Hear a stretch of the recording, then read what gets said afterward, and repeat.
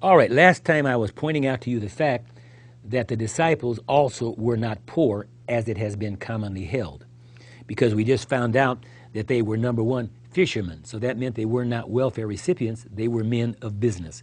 And then the key to it all to me is the 20th verse of the first chapter of the Gospel of Mark, where it said, and immediately he called them, this is Jesus called them, and they left their father Zebedee in the boat with the hired servants and went after him. So these were not people on welfare. They had means, financial means. They were fishermen, they had a business, they were in partnership with their father and others, and they had hired servants. So that meant they weren't poor. Now, let's look at something else. John's Gospel, chapter 13, gives us another glimpse into the life of Christ that I think points out very clearly that he was not poor as tradition has painted him. Let's see, John chapter 13. And this is the story of the Last Supper, and it talks about Judas betraying Jesus.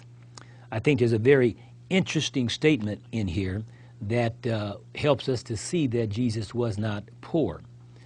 Let me read it for you. Well, let me start here. Well, where shall I start? All right, I want to start at the 20th verse, and I want to read into verse 29 because I think it's very important.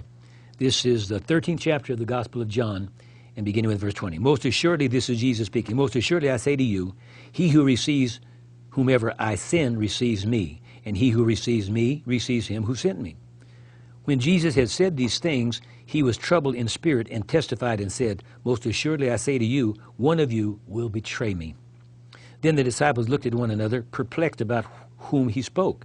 Now there was leaning on Jesus' bosom one of his disciples whom Jesus loved. Simon Peter therefore motioned to him to ask who it was of whom he spake. Then, leaning back on Jesus' breast, he said to him, Lord, who is it? Jesus answered, it is he to whom I shall give a piece of bread when I have dipped it.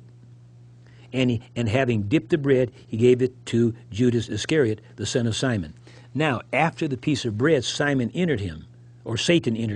Then Jesus said to him, what you do, do quickly.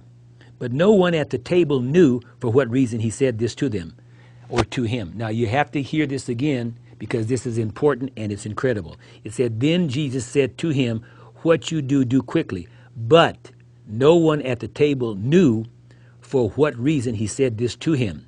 For some thought, they didn't know. It says they did not know, but they thought that they need to quit because they're out of time. But I'll see you again next time.